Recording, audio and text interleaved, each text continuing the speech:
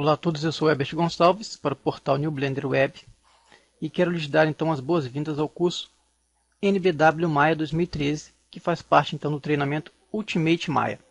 Inicialmente eu vou falar um pouco sobre o curso e sobre algumas convenções que eu estaria utilizando no mesmo e posteriormente então nós daremos início à aula de hoje. Bem, todas as vezes que você enxergar então um sinal luminoso vermelho, quer dizer então que eu estou utilizando o clique do botão esquerdo do mouse. E quando você enxergar então o sinal luminoso azul, significa que eu estou então clicando com o botão direito do mouse.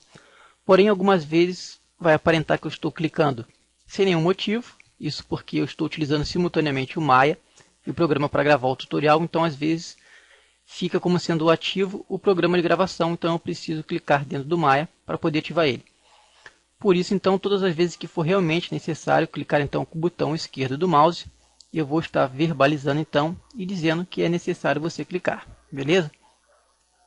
Bem, com relação ao conteúdo então, eu vou procurar, na medida do possível, abordar o conteúdo que é solicitado então nas provas de certificação da Autodesk, e todas as vezes então que eu abordar um tema que faz parte do conteúdo exigido nas provas de certificação, você vai ter então um aviso visual. Relembrando que eu estou aqui considerando o conteúdo das provas de certificação, então, em relação à versão 2012, que é a última disponível até o momento. Beleza? Bem, para qualquer aprendizagem relacionada a software de aplicação 3D, é necessário, então, o entendimento inicial de alguns conceitos básicos e as competências, então, de aplicabilidade de cada programa.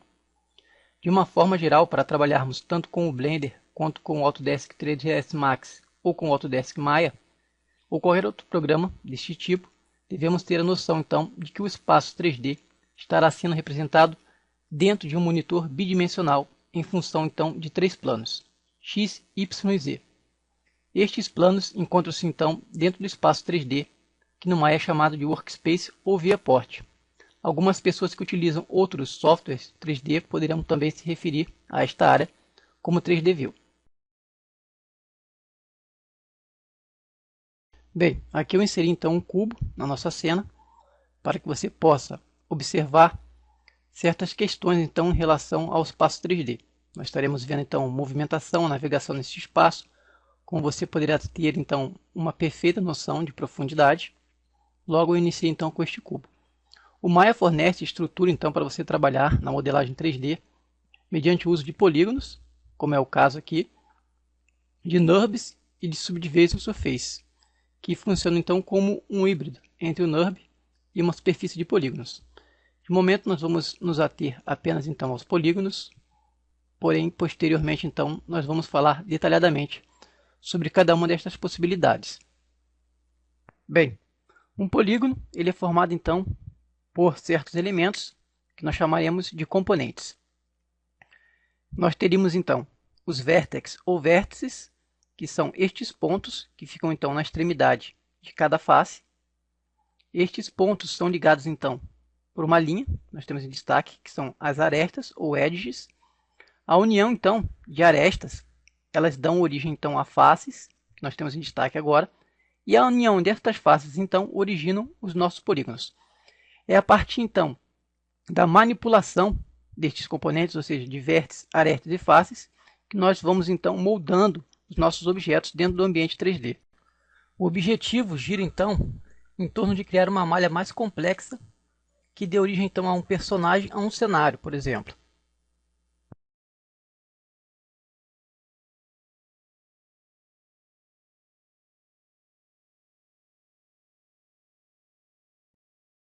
Bem, aqui nós temos então o exemplo de uma modelagem que iniciou a partir de um cubo. É claro que neste exemplo a reprodução do vídeo está acelerada e eu vou então posteriormente adiantar o mesmo para que você possa então visualizar o processo próximo do seu fim. Como observamos então, a manipulação dos elementos, vértices, arestas e faces dá origem a uma malha mais complexa que no final representará então o nosso modelo. Aqui nós temos então a imagem que foi modelada a partir daquele nosso cubo inicial, beleza? Bem, Agora que você já conhece que é um polígono, conhece os seus componentes e observou então como eles podem ser manipulados então durante o processo de modelagem, nós estaremos falando então um pouco sobre a nossa viewport e em seguida então nós veremos algumas técnicas de navegação então dentro do nosso espaço 3D. Como nós veremos mais adiante então, dentro da nossa viewport nós temos os seguintes elementos. Nós temos ao centro da mesma a grid, que é este plano seccionado, onde se cortam então duas linhas pretas sobre o mesmo. Ele serve então de referência dentro do espaço 3D. A posição exata então onde se cruzam estas duas linhas pretas é o que nós chamamos de origem do espaço 3D, onde a posição então no espaço é igual a x, y e z igual a 0. Nós temos também o Axis Direction Indicator, que são estes eixos que ficam então na parte inferior esquerda da viewport. Eles servem também de referência dentro do espaço 3D, onde nós temos então Perspect, é a abreviação então de perspectiva, ou seja, aí nós temos a informação quanto à vista da câmera que nós estaremos utilizando. Em ViewCube é um dispositivo então, como nós veremos, ele vai nos auxiliar então na navegação dentro do espaço 3D. Bem, a partir desta barra horizontal então, que nós temos em destaque na nossa interface, que era chamada então de Shelf, nós temos então acesso a diversos recursos. Deixando então a aba General acionada então, nós temos acesso a estes ícones em forma de câmera. Estes ícones então, como nós veremos agora, eles são utilizados dentro do processo de navegação então, na nossa viewport. Vamos selecionar então este primeiro ícone. Observe que o cursor do nosso mouse ele muda então o seu formato. A partir daí você pode clicar com o botão esquerdo do mouse então, dentro da sua viewport e mantendo mesmo pressionado então arrastar o seu mouse para poder então rotacionar a sua cena em diversas direções. O próximo ícone, você observa também que ele faz com que o cursor do mouse se modifique. Estando com o cursor do mouse assim, você clica também dentro da sua cena, mantém o botão esquerdo pressionado e movimenta ele então para você fazer este tipo de movimentação então. O próximo ícone, ele serve então para aplicação de zoom. Você pressiona o botão esquerdo do mouse, mantém ele pressionado, leva o cursor para a esquerda, você afasta, para a direita você aproxima, para baixo você aproxima e para cima você afasta. E o último ícone então, em forma de lupa, ele também serve então para você aplicar um zoom também, movimentando então o seu cursor do mouse para a esquerda, para a direita, para cima e para baixo, sempre mantendo então o botão esquerdo do mouse pressionado. Bem, agora nós estaremos vendo algumas formas que você dispõe então para estar navegando dentro da sua viewport então, mediante a utilização de atalhos. Para tanto nós utilizaremos então a tecla Alt do teclado pressionada, juntamente com o botão esquerdo do mouse, depois com o botão central e depois com o botão direito. Cada um desses botões então, em conjunto com a tecla Alt, vai nos dar então um tipo de movimentação diferente então dentro da nossa viewport.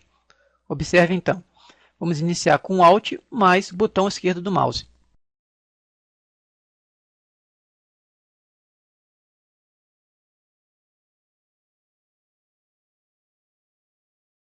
Como você observou então, o Alt mais o botão esquerdo do mouse serve então para você rotacionar a cena. Agora nós vamos utilizar Alt mais o botão central do mouse, que no caso é o Scroll. Não é para você rolar ele, é para você pressionar ele então.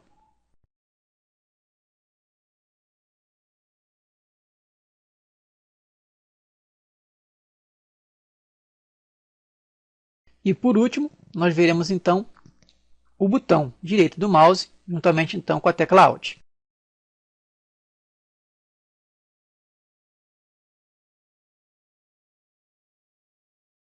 Beleza? Outra coisa que nós poderemos fazer também a partir do nosso teclado é pressionar a tecla F, que automaticamente então você ajusta a sua cena. Por exemplo, aqui eu vou estar afastando a nossa cena e vou pressionar então F no teclado. Então, como você viu, automaticamente então você novamente enquadra o seu elemento então dentro da cena. Se você utilizar então apenas o botão central do mouse, o scroll rolando mesmo, então rolando ele para trás, você afasta e rolando ele para frente, então você aproxima, beleza? Bem, o Maya permite a criação de modelos com polígonos de 3 faces, que são chamados de triângulos ou tris, ou polígonos de 4 lados, chamados de quadriláteros ou quads. O Maya também permite a criação de modelos com polígonos de mais de 4 lados, que são chamados então n-gons, mas eles não são tão comumente então utilizados para modelagem. As formas primitivas disponíveis, então, dentre os polígonos, incluem esferas, cubos, cilindros, cones, planos e muitos outros. Você poderá modificar então os atributos das primitivas básicas para torná-las mais ou menos complexas. Você também poderá dividir, extrudar, mesclar ou deletar um ou vários componentes, a fim de modificar então a forma desta primitiva. Antes de vermos como manipular primitivas e seus elementos, nós veremos também como navegar na cena por intermédio da ViewCube. Logo, nós vamos aprender as formas que o Maya disponibiliza para que você crie primitivas geométricas. Somente após isto, nós passaremos então a abordar a interface do programa, pois você terá então noção acerca do espaço 3D no Maya. Porém, estes temas serão então abordados na nossa próxima aula. Por hoje era isso que nós tínhamos, então. Um grande abraço e até a próxima.